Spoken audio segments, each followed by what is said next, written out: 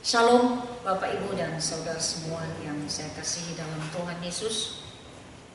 Sebenarnya Pak Halim yang khotbah hari ini, tetapi karena satu dan dua hal sehingga saya harus menggantikan dia untuk tidak apa-apa kan, saya menggantikan Pak Halim. Saya berharap bahwa saudara di sini tidak bosan melihat saya untuk bisa datang lagi. Mari kita membacakan firman Tuhan dari Kejadian pasal yang ke-6 sesuai yang sudah ditulis di sini. Kejadian pasal yang ke-6, saya undang semua untuk berdiri.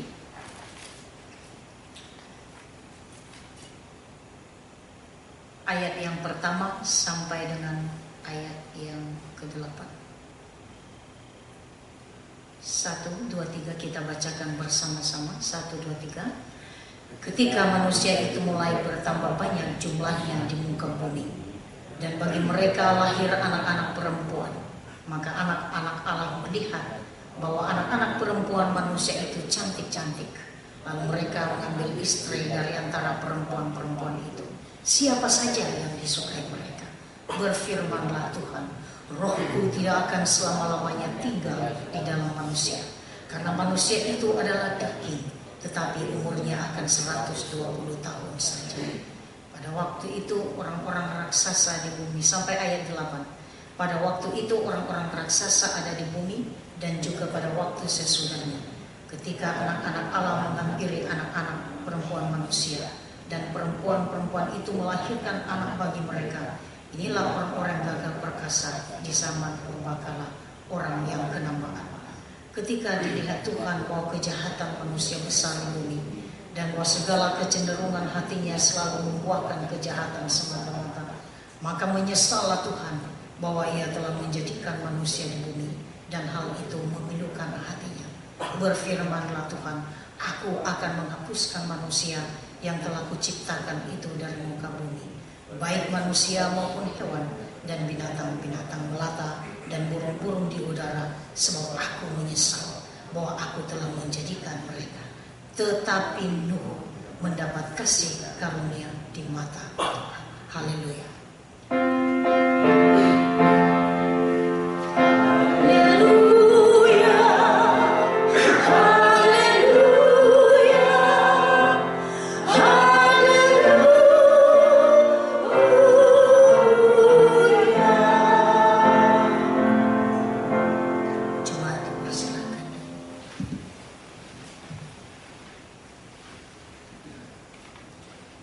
Saudaraku yang kekasih dalam Tuhan Yesus, tidak terasa kita sudah memasuki daripada pertengahan atau mau masuk akhir bulan September. Tidak terasa waktu begitu cepat berlalu, sehingga kadang-kadang kalau bangun pagi, sudah jam 5 lagi, sudah jam 6 lagi. Tapi apakah dalam kehidupan kita isi dengan baik atau tidak? Firman Tuhan selalu berbicara dua sisi. Firman Tuhan selalu, kalau kita tahu bahwa firman Tuhan adalah sebagai pedang yang bermata dua, berarti tidak ada yang sisi yang untuk begini, berarti sisinya dua begitu. Sehingga firman Tuhan biasanya berbicara kepada yang menyampaikan terlebih dahulu, baru kepada yang mendengar. Berarti firman Tuhan itu berbicara untuk saya lebih dahulu, baru untuk yang mendengarkan. Banyak saudara yang mengatakan, saya mau ke gereja supaya ada damai. Benarkah mencari damai di gereja? Saya pikir itu salah. Mungkin ada sisi lain, karena seperti umat Israel pada zaman dulu, juga pada zaman sekarang ini, bahwa kalau pergi ke sinagoge atau ke tempat mereka berkumpul untuk memuji Allah, tentu mereka akan supaya ada sukacita besar, karena datang ke rumah Tuhan itu adalah menyenangkan.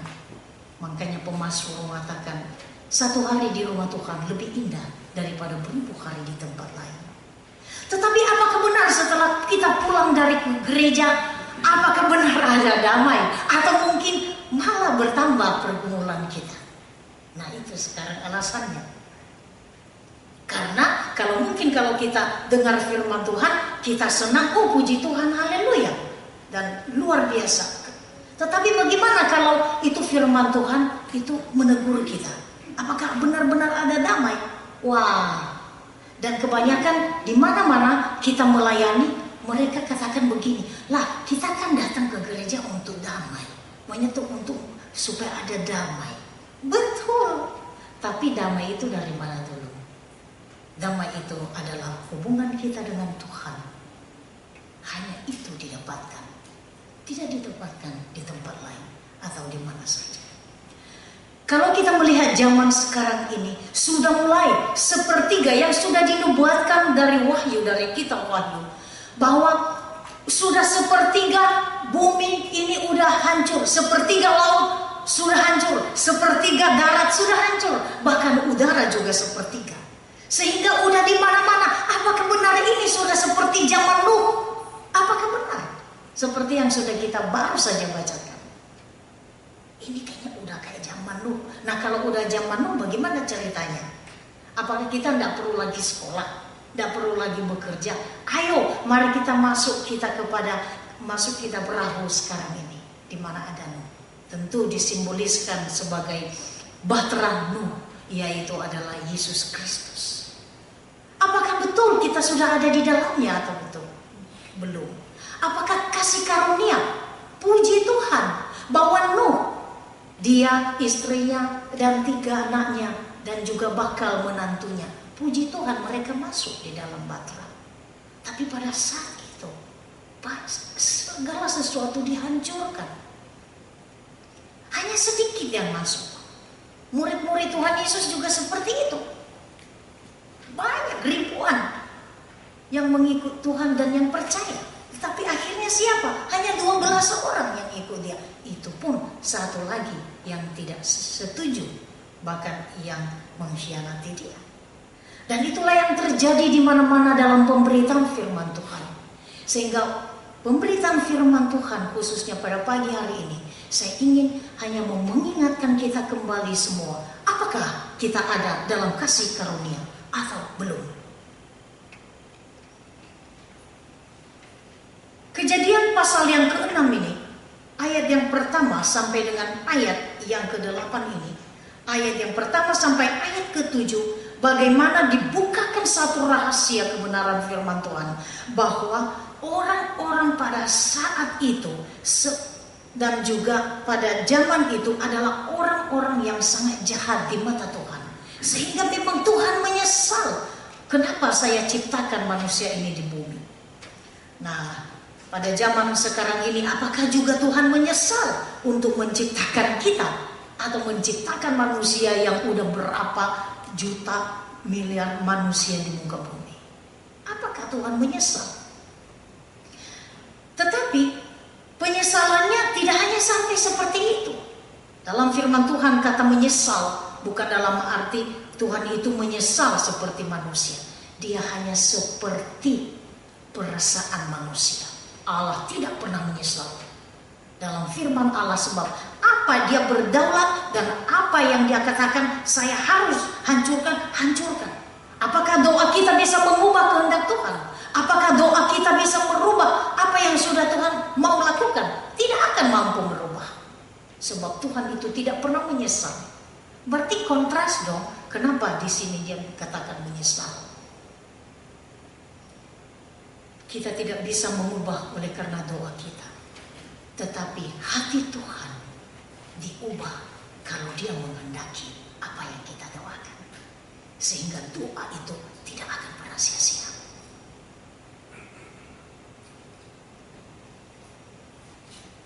Berbagai penafsiran yang mengatakan bahwa siapa sih anak-anak manusia dan anak-anak Allah? Saya percaya bahwa Bapak, Ibu, dan Saudara mungkin pernah firman Tuhan ini disampaikan. Tetapi pagi ini saya mereview kembali. Ketika manusia itu mulai bertambah banyak, ayat yang pertama, jumlahnya di bumi, dan bagi mereka lahir anak-anak perempuan. Maka anak-anak Allah melihat bahwa anak-anak perempuan manusia itu cantik-cantik, lalu mengambil istri dari antara perempuan itu, siapa saja yang disukai mereka. Siapa saja. Anak-anak perempuan. 3 penafsiran. Penafsiran yang pertama mengatakan begini, anak-anak Allah itu dan anak-anak manusia, yaitu yang pertama, penafsiran pertama, bahwa anak-anak Allah itu adalah orang-orang ternama, orang-orang yang berkedudukan tinggi pada saat itu. Sedangkan orang-orang yang anak-anak manusia yang kelas bawah. Itu penafsiran yang pertama. Tetapi hal itu tidak ada dalam kebenaran firman Tuhan, sehingga itu bisa diragukan. Penafsiran yang kedua, yaitu dikatakan bahwa anak-anak Allah itu adalah malaikat, sedangkan anak-anak manusia ya anak-anak manusia seperti kita. Memang ada beberapa ayat firman Tuhan yang cukup meragukan, seperti Ayub pasal 1 ayat 6 sampai ayat 1 sampai 6, kemudian pasal 2 ayat pertama, kemudian pasal 38 ayat 7, kemudian Daniel pasal 3, 25 dan 28, kemudian diteruskan dengan 2 Petrus 2 ayat 4, Yudas 4, tapi ini dianggap pada saat ini, sehingga itu dikatakan bahwa oh mungkin ini bukan, karena nggak bisa malaikat menikah dengan manusia, tidak akan pernah terjadi, apalagi mengambil istri.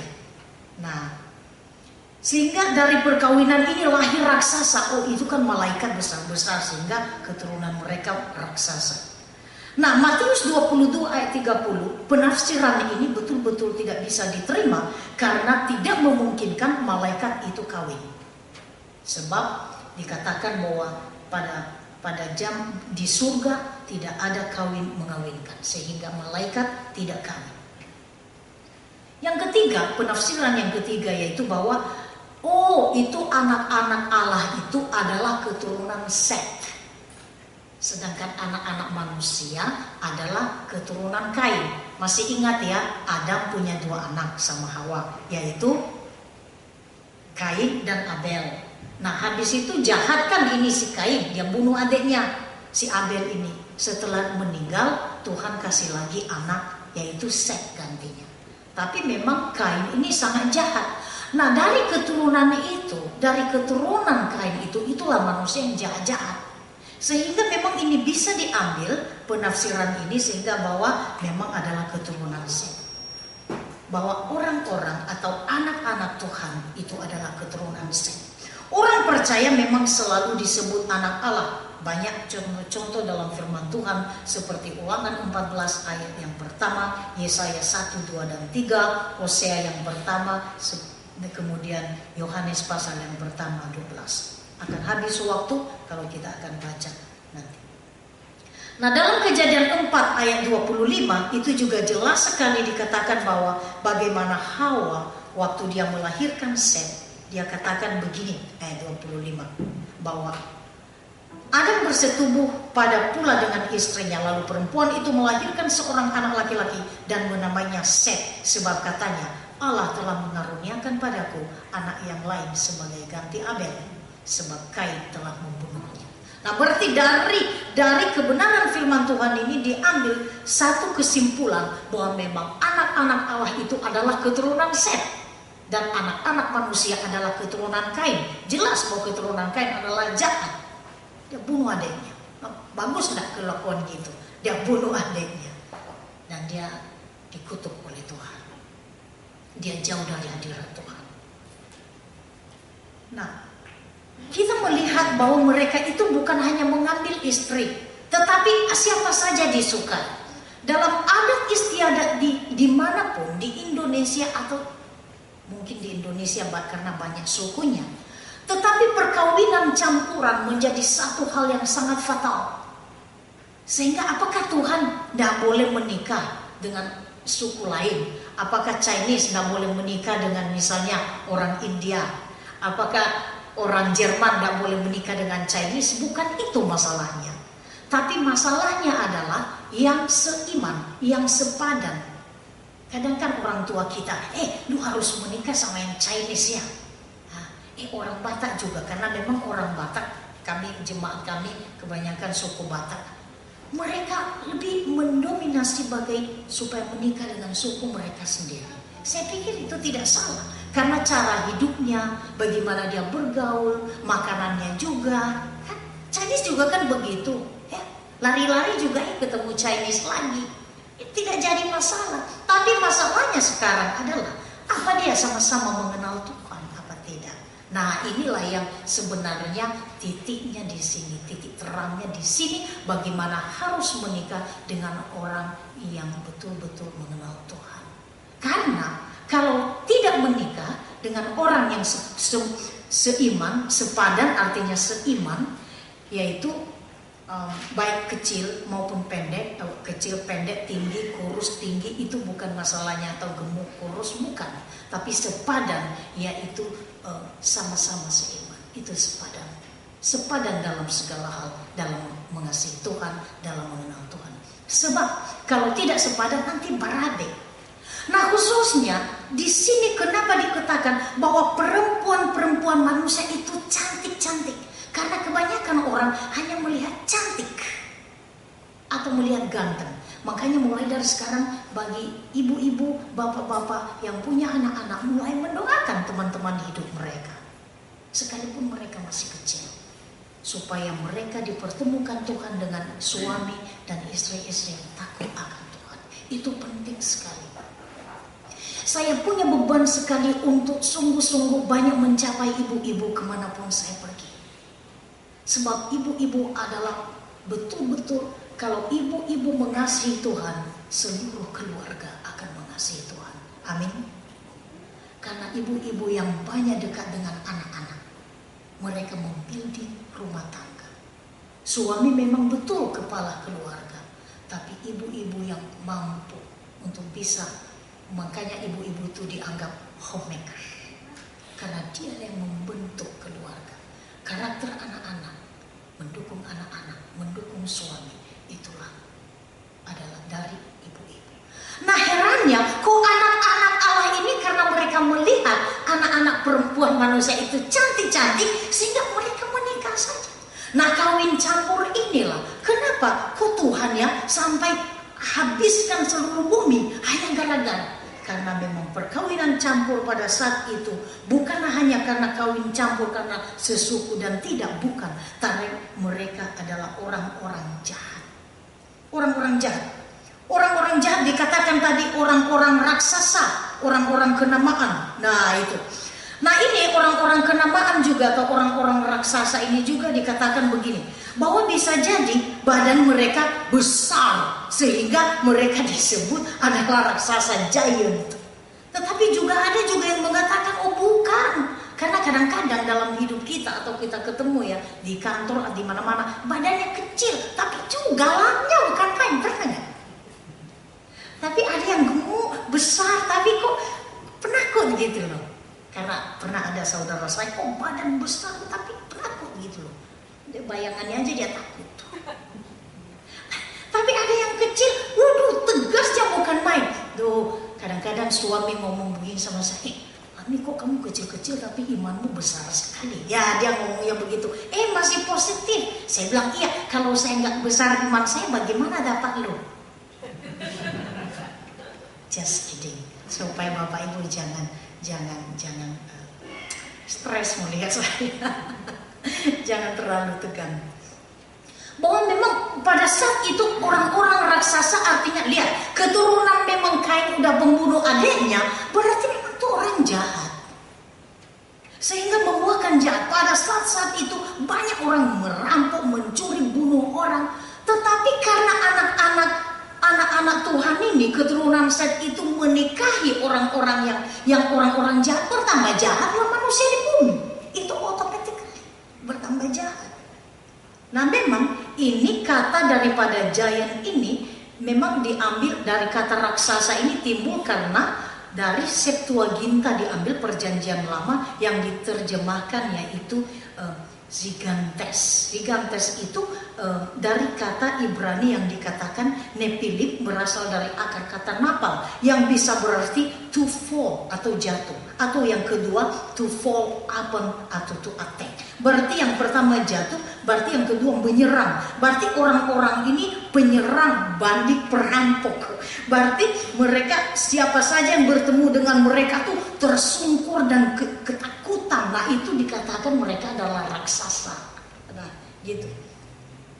Nah, memang kalau kita melihat Bilangan 13 ayat 33, masih ingat nggak waktu Tuhan Allah menyuruh Musa untuk mengirimkan pengintai-pengintai untuk bisa mengintai Yeriko supaya bisa dihancurkan? Tapi akhirnya terjadikan pada zaman Yosua. Hanya 2 orang, Kaleb dan Yosua bin Yefune, hanya itu yang bisa berhasil, yang menyampaikan berita bahwa ini kita bisa hancurin, kita bisa serang. Tapi dari berbagai suku pada saat itu ketakutan, mereka bilang, jangan, mereka itu kayak raksasa, kami ketakutan melihat mereka. Coba, bisa jadi bukan karena badannya, memang dikatakan bahwa orang-orang enak yang mereka intai itu adalah badannya besar. Tapi bukan hanya itu badannya besar, tapi mereka juga jahat. Sehingga mereka mengatakan, kami ini seperti belalang. Yuk mari kita melihat Bilangan sebentar ya. Bilangan 13.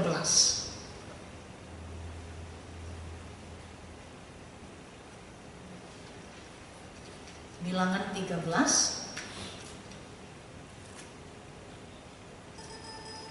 ayat 33.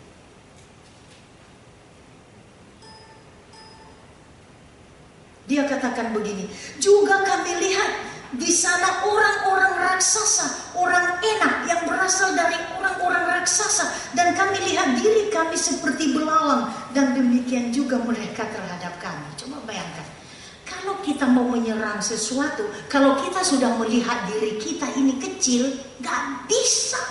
Kalau kita udah bilang gak bisa saya, gak bisa, gak mampu, ya udahlah, udah kalah sebelum menyerang. Nah, akhirnya hanya Kaleb dan Joshua yang selalu menguatkan Musa pada saat itu bahwa tidak, kita bisa menyerang mereka sebab Tuhan sudah memberikan tanah Kanaan itu untuk kita. Tapi akhirnya pada saatnya, pada zaman Yosua, mereka betul-betul menghancurkan Yeriko. Itulah artinya orang-orang raksasa pada saat itu. Tapi mari kita melihat kenapa sampai Tuhan menghancurkan bumi. Ayat yang kelima. Ketika dilihat Tuhan bahwa kejahatan manusia besar di bumi, dan bahwa segala kecenderungan hatinya selalu membuahkan kejahatan semata-mata. Ayat yang keenam, maka menyesallah Tuhan bahwa ia telah menjadikan manusia di bumi, dan hal itu memilukan hatinya. Banyak manusia di bumi apa menyesal Tuhan? Tidak. Jemaat banyak menyesal, nggak senang kan kalau jemaat semakin hari semakin bertambah. Tapi yang menyesalnya kalau bertambah banyak, bertambah jahat. Bukannya bertambah bagus, tapi bertambah jahat. Kalau senang punya anak, terus senang. Jemaatku ada yang anaknya 7 loh. Wah, dia zaman sekarang masih ada 7. Puji Tuhan. Tapi banyak anak, banyak berkat, tapi banyak juga membawa trouble. Karena yang bukan hanya menyekolahkan mereka, yang paling repot membawa anak itu mengenal Tuhan. Benar nggak Bapak Ibu? Karena itu adalah tanggung jawab yang terbesar sebagai orang-orang pilihan Tuhan, membawa anak-anak mengenal Tuhan. Puji Tuhan, kalau datang ke gereja dia masih senang. Tapi kalau ke gereja dia nggak mau. Makanya kita sebagai orang tua selalu mengatakan, hari Minggu kita ke rumah Tuhan. Supaya sampai anak-anak kita besar, mereka ingat bahwa hari Minggu itu ke rumah Tuhan. Tapi kalau ada party, nggak usah dulu dah, minggu depan kita off dulu hari ini. Nanti kalau anak-anak kita besar, mereka bilang, oh Daddy, Mami juga kan dulu begitu off. Sekarang saya juga mau off ke gereja. Mereka tidak sungguh melihat bahwa gereja itu sebagai rumah Tuhan di mana mereka beribadah. Ayat yang kelima, ketika dilihat Tuhan bahwa kejahatan manusia besar di bumi, dan bahwa segala kecenderungan hatinya selalu membuahkan kejahatan semata-mata. Ada 3 kata ini ya, kita lihat: segala, selalu, semata-mata. 3 ini, udah segala kecenderungan hati selalu membuahkan kejahatan semata-matanya itu. Tahu nggak? Orang yang di luar Kristus bukan hanya unbeliever, apa dia Buddhis, apa dia ini, bukan itu. Tapi juga orang yang mengatakan dia kirinya orang Kristen, tetapi dia tidak hidup di dalamnya, itu juga bisa dikatakan dia orang tidak mengenal Tuhan. Berarti orang yang hati adalah menjadi pusat segala sesuatu. Kalau hati kita senang, semua yang kita lihat senang. Kalau hati kita senang, lihat hati saya lagi senang, Bapak Ibu semua. Sehingga aku lihat semua cakep-cakep dan ganteng-ganteng dan cantik-cantik. Tidak ada masalah. Karena memang hati saya lagi senang.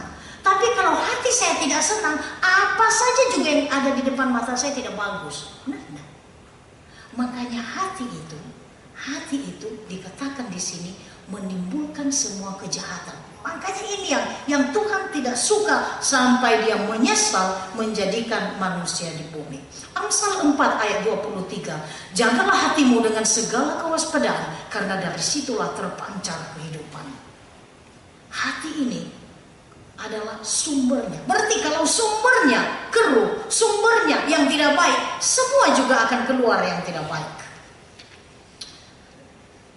Markus 7 ayat 20 sampai 23 dikatakan, apa yang keluar dari seseorang itulah yang menajiskannya. Sebab dari dalam diri hati orang timbul segala pikiran jahat, percabulan, pencurian, pembunuhan, persinahan, keserakahan, kejahatan, kelicikan, hawa nafsu, iri hati, hujat, kesombongan, kebebalan. Semua hal jahat ini timbul dan menajiskan orang. Kalau misalnya kita ngomong, dia bagus, oh si A bagus, berarti kita bagus, dia bagus. Tapi coba kalau saya bilang, dia jelek, yang jelek siapa? Bukan dia, aku yang jelek.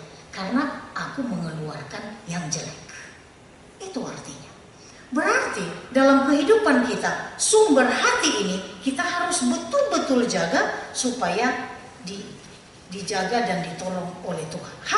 Hati yang menimbulkan. Kalau kita juga sakit, hati kita, aduh, udah kayaknya ini udah mau gone saya. Nggak akan sembuh. Tapi kalau dari hati kita sendiri ada perjuangan, pasti saya akan sembuh. Bisa. Itu juga mempengaruhi psikologi manusia. Apalagi di dalam kebenaran firman Tuhan. Dari hati ini timbul segala yang baik, dan dari hati juga bisa timbul segala hal yang tidak baik. Bagaimana sikap Tuhan setelah dia melihat bahwa manusia itu di bumi pada saat itu sudah sangat jahat? Sikapnya bagaimana terhadap dosa? Dia mengasihi manusia, tetapi dia sangat membenci dosa. Dia mengasihi Bapak, Ibu, dan saudara dan saya, tetapi dosa kita dia benci. Makanya memang Tuhan tidak pernah kompromi dengan dosa, tetapi dia mati untuk saudara dan saya. 120 tahun Nuh menginjili orang-orang sejamannya, karena waktu itu dihitung umur 120 tahun. Sekarang dalam firman Tuhan di dalam Mazmur pasal yang ke-20, pasal yang 71 disebut bahwa manusia itu umurnya hanya 70 tahun. Kalau lebihnya yaitu adalah bonus. Berarti dihitung kita sekarang ini 70 tahun. Nah, Bapak Ibu yang bisa melewati umur 70 tahun berarti besar anugerah Tuhan. Nah, pada saat itu 120 tahun. Coba 120 tahun Tuhan memberikan kesempatan untuk bertobat. Tetapi satu pun tidak ada yang bertobat.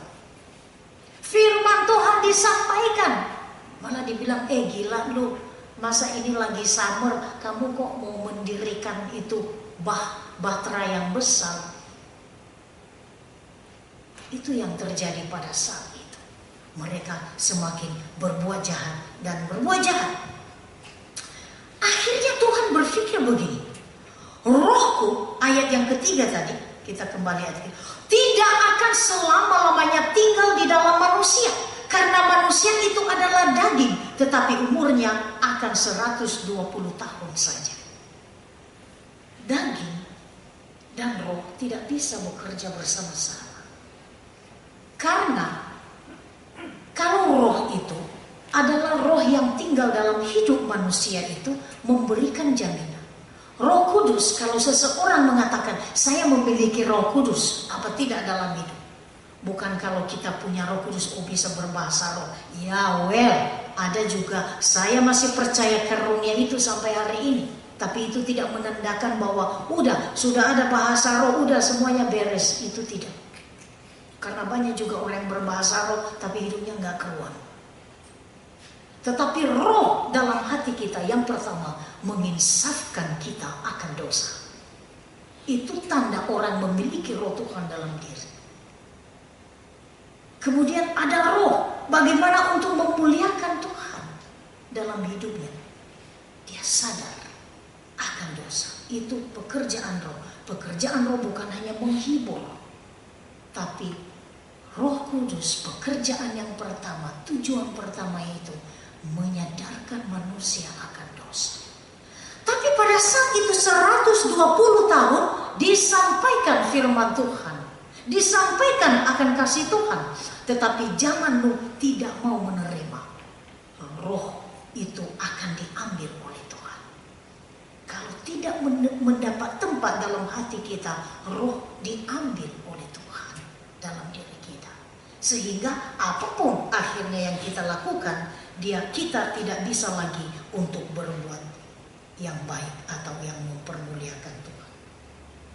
Jadi bagian ini bahwa Roh Kudus akan bekerja dalam diri manusia, yaitu menegur, mengekang kita dari dosa untuk selama-lamanya. Berarti Roh Kudus yang ada dalam diri manusia 120 tahun pada zaman Nuh itu tidak tinggal lagi dalam diri mereka. Akhirnya Tuhan menghukum mereka. Namun kasih Tuhan itu bagaimana sih? Puji Tuhan, ayat 8 dikatakan di sini. Ini bagian terakhir. Tetapi Nuh mendapat kasih karunia di mata Tuhan. Berarti masih ada hesed, masih ada kasih setia Tuhan. Di sana dia menghukum, di sana dia mendisiplin, tetapi di sini dia mengasihi. Selalu ada sisa, ada remnant. Puji Tuhan. Pada zaman Nuh masih selalu ada. Pada saat ini, benarkah? Masih ada. Mari kita menyelidiki hati kita masing-masing. Masih adakah sampai hari ini? Benarkah roh Tuhan itu masih ada dalam diri kita? 2 Petrus 1 ayat 5 sampai 7. Mari kita melihat. 2 Petrus 1. Ini yang terakhir.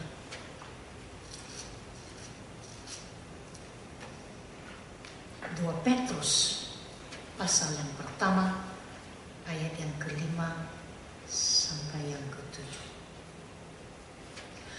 Justru karena itu kamu harus dengan sungguh-sungguh berusaha untuk menambahkan kepada imanmu kebajikan, dan kepada kebajikan pengetahuan, dan kepada pengetahuan penguasaan diri, kepada penguasaan diri ketekunan, dan kepada ketekunan kesalehan, dan kepada kesalehan kasih akan saudara-saudara, dan kepada kasih akan saudara-saudara kasih akan semua orang.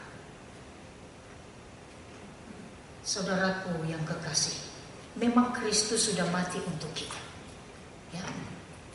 Sebagaimana yang terjadi dalam Kolose pasal 3. Lihat sedikit lagi Kolose, ini lebih jelas. Kolose itu setelah Efesus, setelah Filipi. Kolose pasal 3, saya bacakan cepat. Karena itu, kalau kamu dibangkitkan bersama Kristus, carilah perkara yang di atas, di mana Kristus ada, duduk di sebelah kanan Allah. Pikirkanlah perkara yang di atas, bukan yang di bumi. Ayat yang ketiga dia jelaskan. Sebab kamu telah mati, dan hidupmu tersembunyi bersama dengan Kristus di dalam Allah. Apabila Kristus adalah hidup kita, menyatakan diri kelak, kamu pun akan menyatakan diri bersama dengan Dia dalam kemuliaan. Karena itu ayat yang kelima, matikanlah dalam dirimu segala sesuatu yang duniawi, percabulan, kenajisan, hawa nafsu, nafsu jahat, dan juga keserakahan yang sama dengan penyembahan berhala. Sebab itu mendatangkan murka Allah atas orang-orang durhaka. Dan terus kalau kita membaca terus sampai kepada ayat yang ke-17.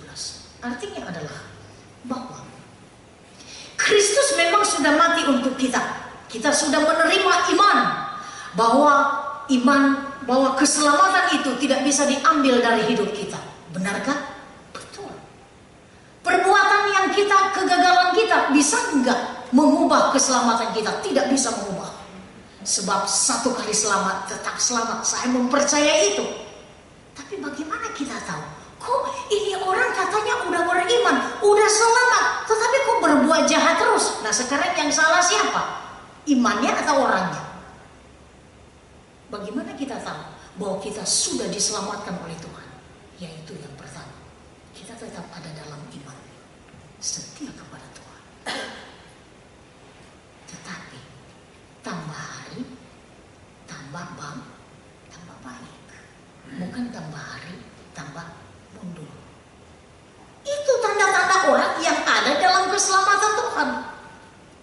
Tapi sekarang bagaimana? Loh, kalau dia berdosa terus, apa dia selamat apa enggak? Wah, gimana ya? Biasanya kalau orang sudah diselamatkan oleh Tuhan, dia menghargai keselamatan anugerah itu. Dia akan menghargai anugerah keselamatan itu. Dia tidak akan terus berbuat dosa.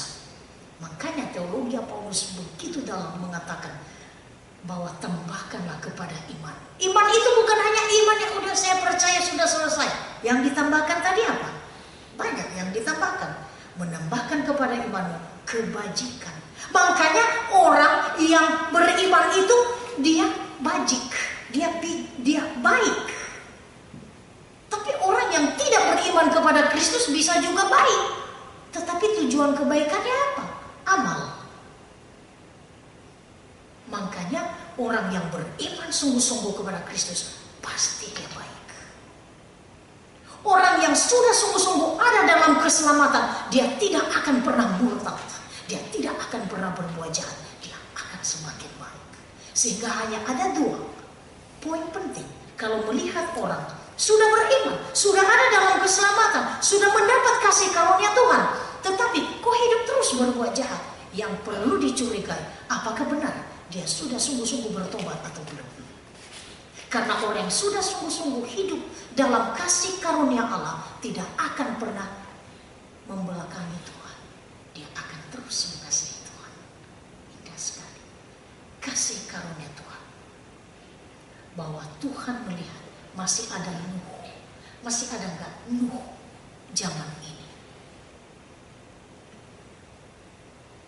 Kristus mati untuk kita satu kali, untuk selama-lamanya. Tetapi yang paling susah dimatikan yaitu manusia lama kita. Makanya manusia lama itu perlu disalibkan.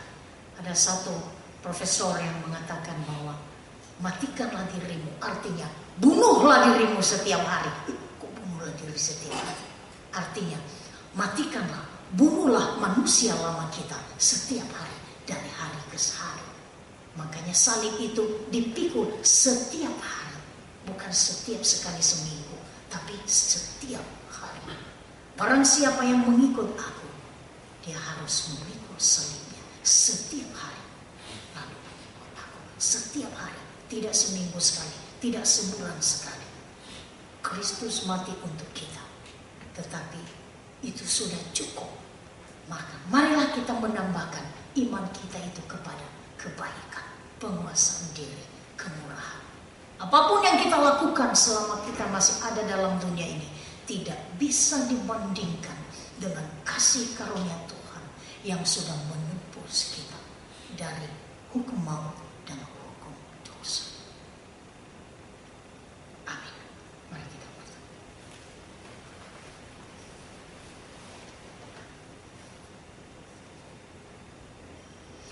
Kami bersyukur Tuhan untuk firman-Mu yang mengingatkan kami bahwa bagaimanapun rusaknya dunia saat ini, masih selalu ada kasih karunia-Mu dalam hidup kami yang mengasihi kami, dan firman Tuhan masih terus berbicara untuk kami.